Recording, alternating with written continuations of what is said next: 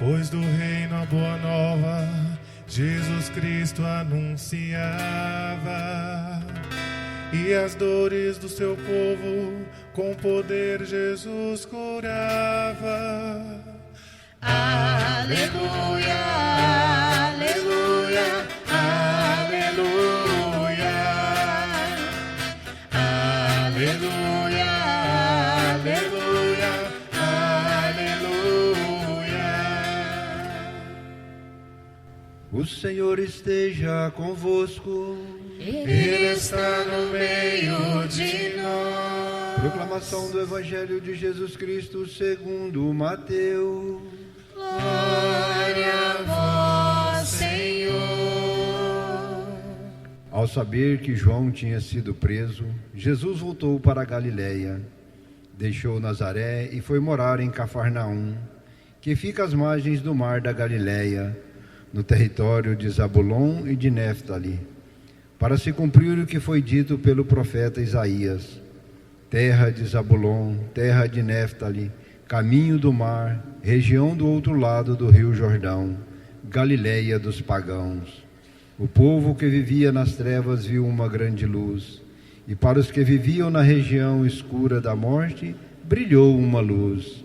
Daí em diante, Jesus começou a pregar, dizendo: convertei-vos, porque o reino dos céus está próximo. Quando Jesus andava à beira do mar da Galiléia, viu dois irmãos, Simão, chamado Pedro, e seu irmão André. Estavam lançando as redes ao mar, pois eram pescadores. Jesus disse a eles: segue-me, e eu farei de vós pescadores de homens. Eles imediatamente deixaram as redes e o seguiram.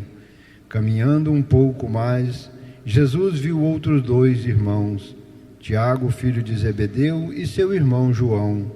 Estavam na barca com seu pai Zebedeu, consertando as redes. Jesus os chamou. Eles imediatamente deixaram a barca e o pai e o seguiram. Jesus andava por toda a Galiléia, ensinando em suas sinagogas, pregando o evangelho do reino e curando todo tipo de doença e enfermidade do povo. Palavra da salvação. Glória a vós, Senhor.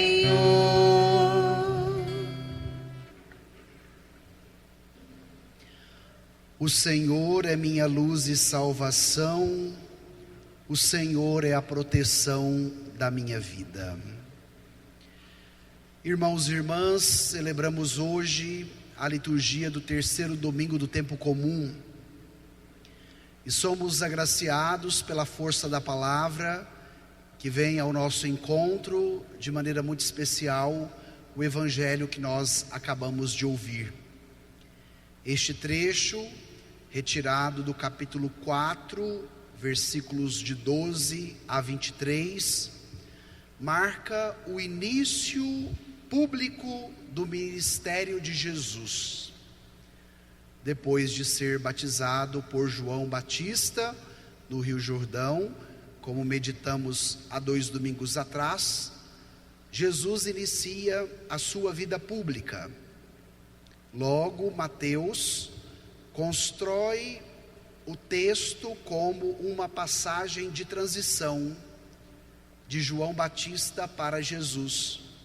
Observaram que no início do texto de hoje nós ouvimos: ao saber que João tinha sido preso, Jesus voltou para a Galiléia.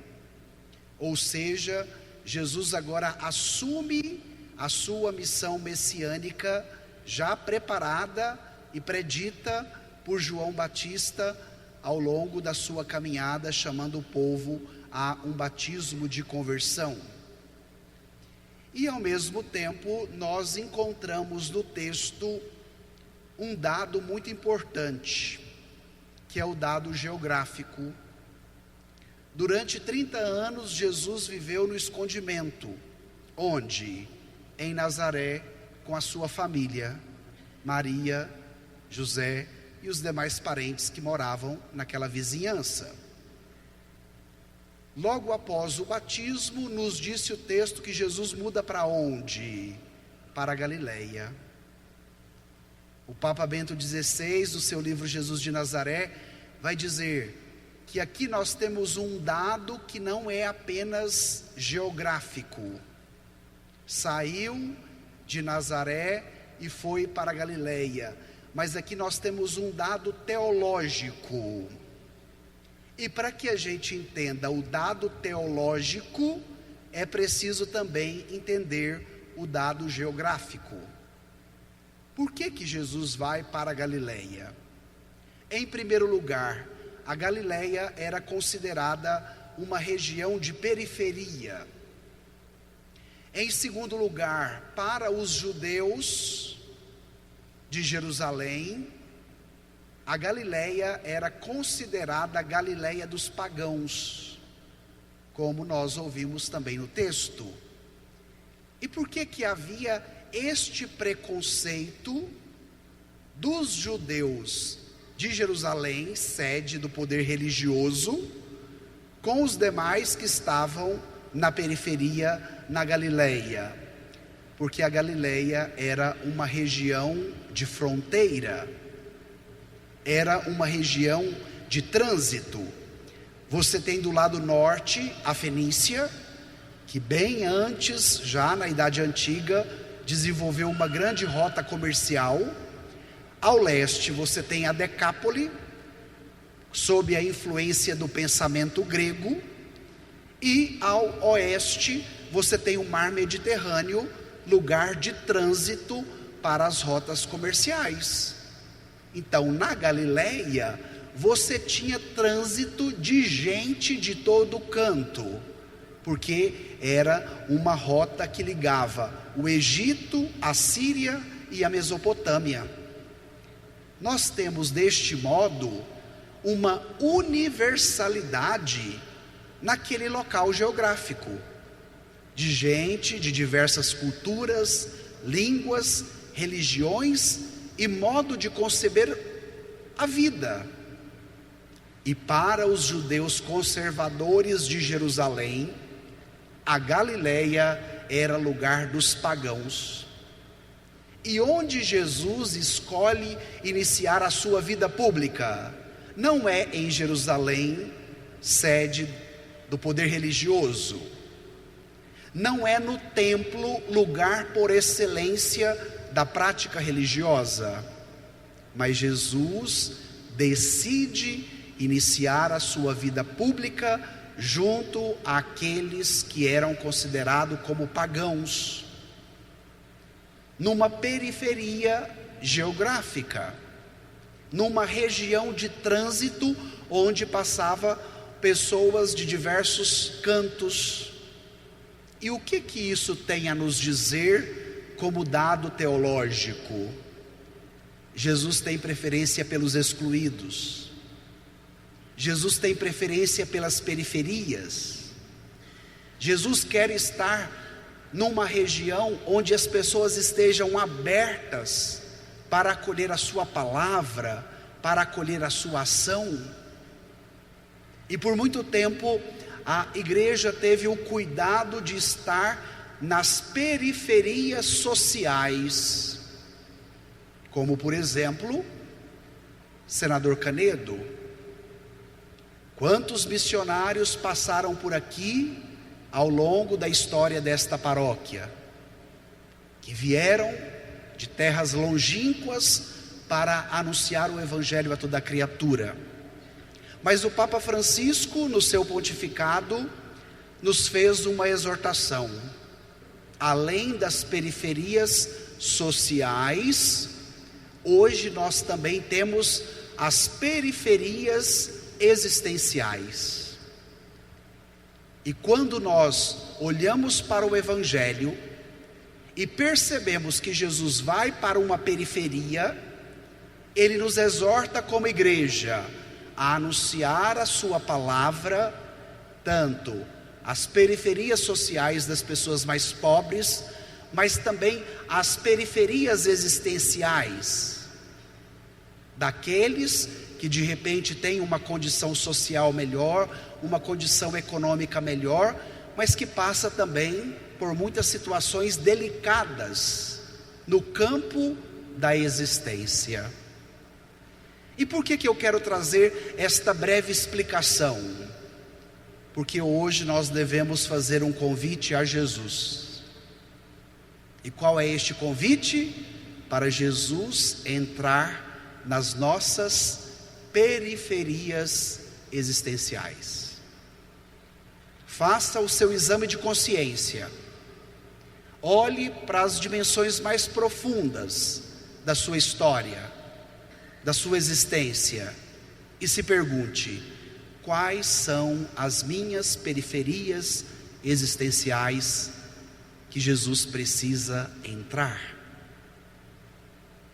E estando na cidade de Cafarnaum, na região da Galileia, Jesus cumpre o que nos foi dito pelo profeta Isaías na primeira leitura: terra de Zabulon, terra de Naftali, caminho do mar, região do outro lado do Jordão, Galileia dos pagãos. O povo que vivia nas trevas viu uma grande luz, e para os que viviam na região escura da morte brilhou uma luz. Mateus, o evangelista que escreveu este evangelho, quer nos mostrar que a luz do Messias não brilha por primeiro para os considerados puros na prática religiosa, como era a visão dos judeus de Jerusalém. A luz de Jesus não brilha primeiro para os considerados puros na prática religiosa. A luz primeira do Messias vai brilhar para quem? Para os pagãos. Por isso Jesus vai para a Galileia e não para Jerusalém. Eu quero tratar desse assunto porque ele continua atual. Hoje nós estamos vendo crescer dentro da Igreja Católica muitos movimentos que se consideram ascéticos no rigorismo religioso, que os faz crescer numa soberba religiosa, onde eles se acham melhores e mais puros do que os demais, talvez semelhante aos judeus de Jerusalém. E diante desta soberba religiosa e deste modo de um ritualismo mais rigoroso, nós corremos o risco de nos fechar à luz de Jesus, que quer iluminar a todos, começando por aqueles que eram considerados excluídos, marginalizados, impuros. Não permitamos com que a soberba religiosa de uma prática que possa nos levar a uma pureza na qual eu me acho melhor do que o outro, me impeça de ser iluminado pela luz de Jesus. O povo que andava nas trevas viu uma grande luz. Este foi o mistério do Natal que nós celebrávamos agora há pouco. Porém, eu quero me deter no primeiro anúncio de Jesus que está no Evangelho de hoje. Tome aí o versículo 17. Vamos ao versículo 17. Olha o primeiro anúncio que Jesus faz de maneira pública na Galileia. Versículo 17, encontraram? Vamos ler juntos? Daí em diante, Jesus começou a pregar dizendo: convertei-vos, porque o reino dos céus está próximo. Qual é a primeira iniciativa de Jesus? A pregação. Só depois Jesus faz curas, como nós veremos no final do texto.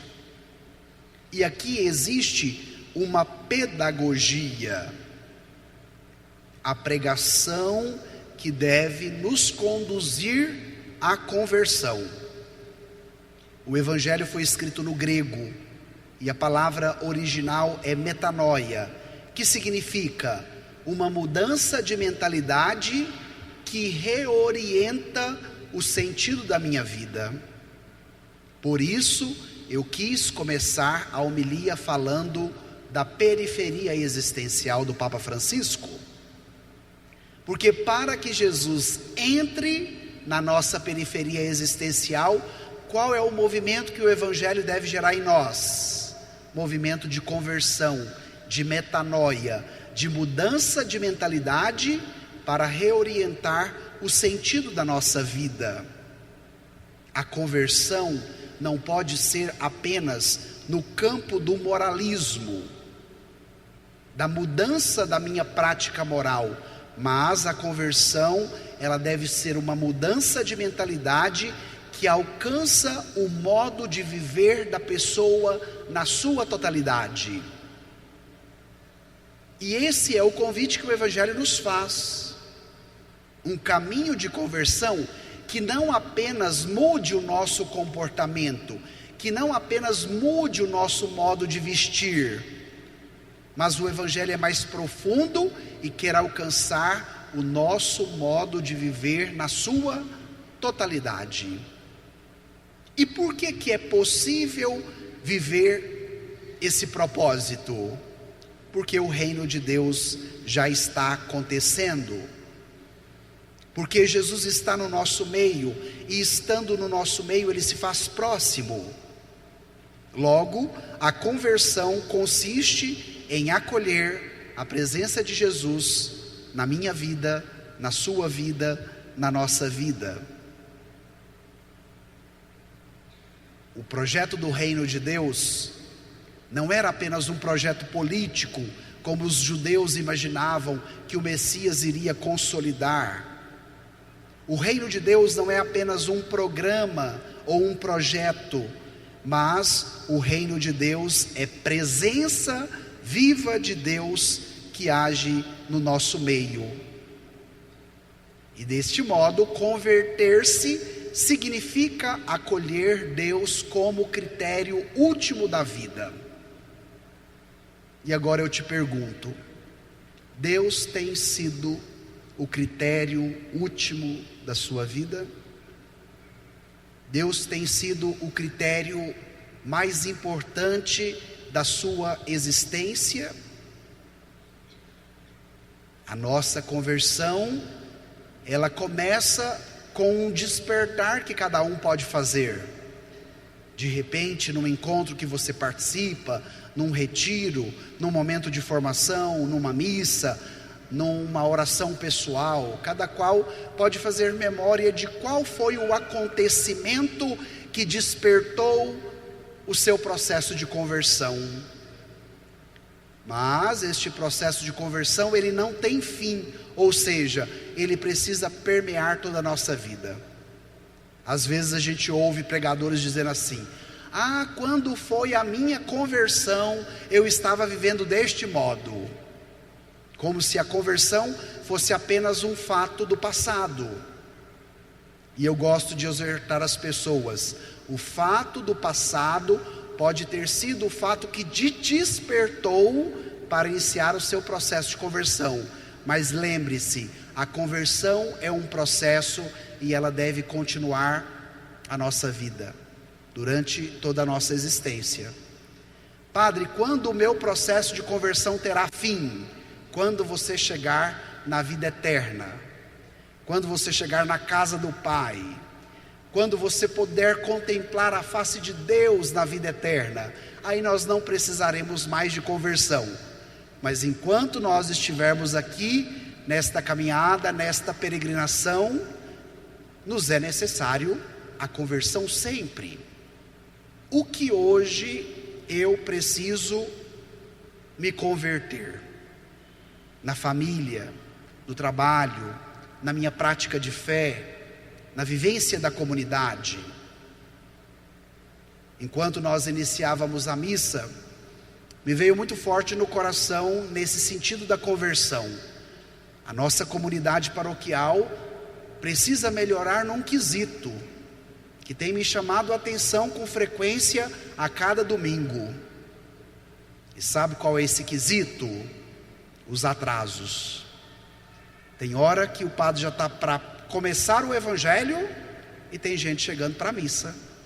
E aí não participou da missa toda, porque não participou do ato penitencial, não ouviu a primeira leitura, não ouviu o salmo, não ouviu a segunda leitura. Infelizmente nós, como brasileiros, temos este mau hábito, sempre andarmos atrasados. Mas hoje o evangelho te fala de conversão. Então, com as coisas de Deus a gente não pode atrasar. Claro que uma vez ou outra pode acontecer um imprevisto, mas o nosso problema é porque nós temos uma mentalidade cultural de atraso, que a gente costuma atrasar mesmo quando não tem imprevisto. É um ponto que a nossa comunidade precisa melhorar. E se o evangelho nos pede conversão, nós precisamos dar este passo. Aqui é apenas um breve exemplo, para que você possa trazer isso para a sua vida pessoal, para o seu casamento, para a sua família, para o trabalho, para a vida de fé. E depois de anunciar a conversão e ao mesmo tempo nos chamar a atenção que o reino de Deus está acontecendo, Jesus vai chamar os primeiros discípulos. O anúncio que desemboca na conversão de corações que se abrem à ação de Deus, porque o reino já está acontecendo, e estes que são chamados se dispõem a dar o seu sim. Vamos ver no texto como é que aconteceu isso com Jesus e os primeiros que ele chamou. Tomemos aí os versículos 18, 19 e 20. Nós vamos dividir esta parte do chamado em dois momentos, porque Jesus chama dois grupos e cada um deles vai nos trazer uma reação diferente e importante para a nossa compreensão. Então vamos ao primeiro grupo dos chamados, versículos 19, 20 e 21. Vamos juntos? Desculpe, 18, 19 e 20. Quando Jesus andava à beira do mar da Galileia, viu dois irmãos, Simão, chamado Pedro, e seu irmão André. Estavam lançando a rede ao mar, pois eram pescadores. Jesus disse a eles: segue-me, e eu farei de vós pescadores de homens. Eles imediatamente deixaram as redes e os seguiram. Paremos aqui. Jesus chama pessoas que estavam trabalhando. Isso é um sinal interessante, porque os preguiçosos nunca têm tempo. Minha avó dizia: você quer pedir a ajuda de alguém, peça a ajuda de alguém que seja proativo, porque o preguiçoso nunca está disposto. E Jesus vai chamar homens que estavam no seu trabalho cotidiano, no exercício da atividade diária, para nos ajudar a entender: Deus quer falar conosco no nosso cotidiano. Todos nós, ao longo de uma semana, trabalhamos muito. E devemos hoje nos perguntar: ao longo da minha jornada de trabalho, eu me permito escutar a voz de Jesus que quer falar comigo? Muitas vezes nos atendimentos as pessoas me dizem: padre, eu quero ouvir a voz de Deus, eu quero saber qual é a vontade dele para a minha vida. E às vezes a pessoa fica esperando uma visão surreal para que Deus fale com ela. E aí eu gosto de ajudar as pessoas a entender: Deus fala com você no seu cotidiano de vida. O que é que nos é pedido? uma sensibilidade na qual sejamos capazes de escutar a sua voz. Aqueles homens que estavam trabalhando, Pedro e seu irmão André, foram sensíveis à voz de Deus que chega até eles através da boca de Jesus. E qual é o convite que Jesus faz na nossa jornada de trabalho? Segue-me. É preciso fazer uma escolha de vida. E hoje esse convite é para mim, Padre Max. Hoje esse convite é para você. Esse convite é para todos nós, porque se o processo de conversão deve nos acompanhar a vida toda, nós devemos segui-lo. O seu seguimento a Jesus não pode ser apenas uma fase da sua vida. Quando eu participei daquele grupo, quando eu participei daquele trabalho na igreja, quando eu desenvolvi aquele projeto missionário. O seguimento a Jesus não pode ser apenas uma fase da nossa vida diante de um trabalho que eu executo na comunidade. Porque tem pessoas que deixam o trabalho, mas deixam também a comunidade.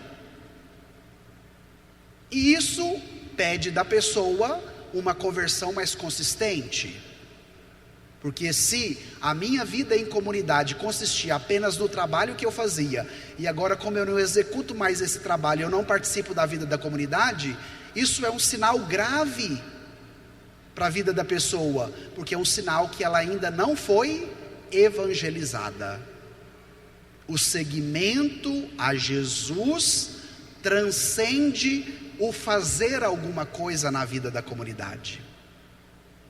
Porque de fato tem momentos que nós podemos exercer o ministério numa pastoral, mas nem sempre a gente vai ficar a vida toda naquela pastoral. Mas se eu deixo o trabalho pastoral, mas deixo também a vida da comunidade, deixo a Eucaristia dominical, isso é um sintoma grave. A pessoa ainda não foi evangelizada.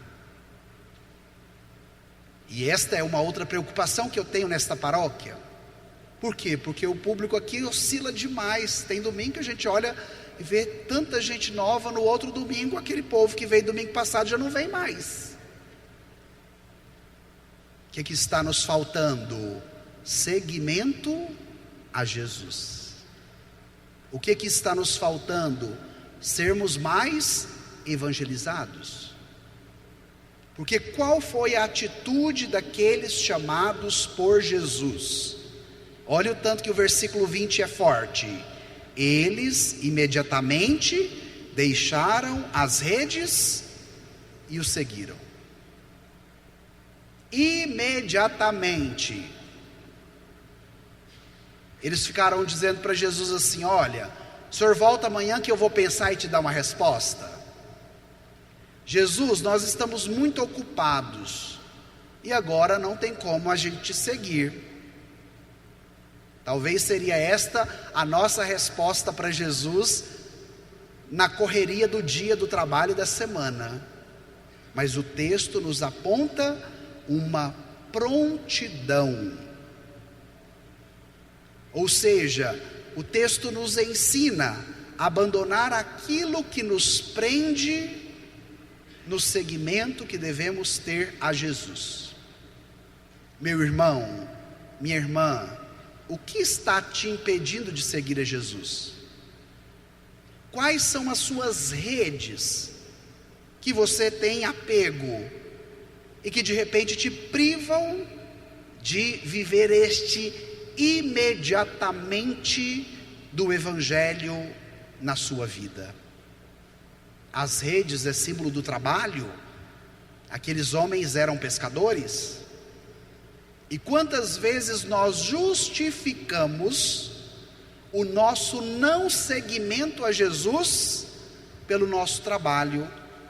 Padre, é a correria, é porque eu não tenho tempo, é porque eu estou cansado, é porque eu estou isso, eu estou aquilo. Já ouviram esse tipo de desculpa?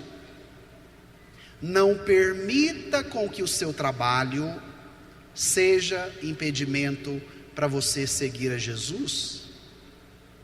Não deixe com que o seu cansaço, a sua correria, seja justificativa para te privar do grande caminho que você pode trilhar, o caminho do seguimento a Jesus. O primeiro grupo deixou as redes imediatamente. Vamos ver agora o segundo grupo. Tomemos aí versículos 21, 22 e 23, para a gente fechar o texto. Vamos juntos? Caminhando um pouco mais, Jesus viu outros 2 irmãos, Tiago, filho de Zebedeu, e seu irmão João. Estavam na barca com seu pai Zebedeu, consertando as redes. Jesus os chamou. Eles imediatamente deixaram a barca e o pai e o seguiram. Jesus andava por toda a Galileia, ensinando em suas sinagogas, pregando o evangelho do reino e curando todo tipo de doença e enfermidade do povo. Se o primeiro grupo deixou as redes, o segundo grupo deixou a família. Percebeu isso? Eles imediatamente deixaram a barca e o pai. Minha gente, o evangelho fala de 2 vínculos. O primeiro vínculo é o vínculo do trabalho, e o segundo vínculo é o vínculo da família. E o evangelho nos dá uma sacudida, porque ele quer nos dizer que o vínculo do trabalho não pode nos impedir do seguimento a Jesus, mas também o vínculo da família não pode nos impedir de seguir a Jesus. Quando eu decidi ir para o seminário para fazer o caminho de preparação para ser padre, a minha mãe não queria que eu fosse. E uma vez conversando com um padre, ele me disse: entre fazer a vontade de Deus e fazer a vontade da sua mãe, faça a vontade de Deus, porque por mais que a vontade da sua mãe seja boa, a de Deus é melhor para você. E eu guardei isso no meu coração. E eu tive que pagar um preço no início do seminário pela resistência da minha mãe. Mas se eu não tivesse tido esta coragem de desvincular do vínculo materno, eu não estaria aqui hoje com vocês. Por quê? Porque eu não seria padre. E o evangelho de hoje sacode a todos. Os vínculos do trabalho e os vínculos da família. Não permita com que estes 2 vínculos te impeçam de seguir a Jesus. Por mais que você ame o seu filho, o seu marido, o seu pai, a sua mãe, o amor a Jesus precisa ser maior. E estes que estão à sua volta não têm o direito de te privar de seguir a Jesus. Muitas vezes as mulheres choram, desabafando, dizendo que o marido não gosta que elas venham à igreja, que não gosta que elas ajudem. E eu animo elas, dizendo: não deixe com que a dureza do coração do seu marido te impeça de seguir a Jesus. Mas isso vale para todos os vínculos familiares. Vale para o pai, para a mãe, para o filho, para a filha, para o esposo, para a esposa. Vocês viram que o segundo grupo também foi imediatamente. Eles imediatamente deixaram a barca e o pai. Vamos pedir com que este imediatamente do evangelho hoje nos incomode, nos traga de volta para Jesus, nos devolva a graça do seguimento que muitas vezes foi se perdendo ao longo da nossa caminhada. E o evangelho de hoje nos aponta no final do texto 3 ações de Jesus. Ele ensinava, ele anunciava e ele curava.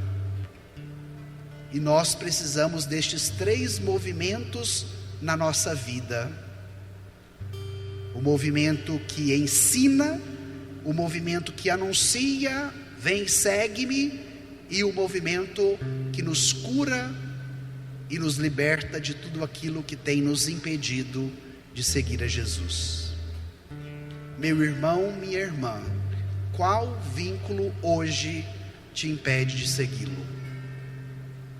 Vamos pedir isso no final deste momento de meditação da palavra de Deus. Por um instante reflita: como está a sua vida? Como está o seu seguimento a Jesus? Como estão os seus vínculos familiares, os seus vínculos de trabalho, que muitas vezes se tornam justificativas para que você não siga?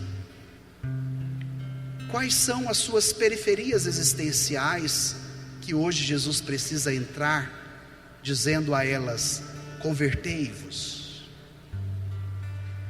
Peça com fé, para que você possa viver o Evangelho de hoje na sua vida, e que Ele te qualifique no seu processo de conversão, de mudança do coração, de reorientação do caminho.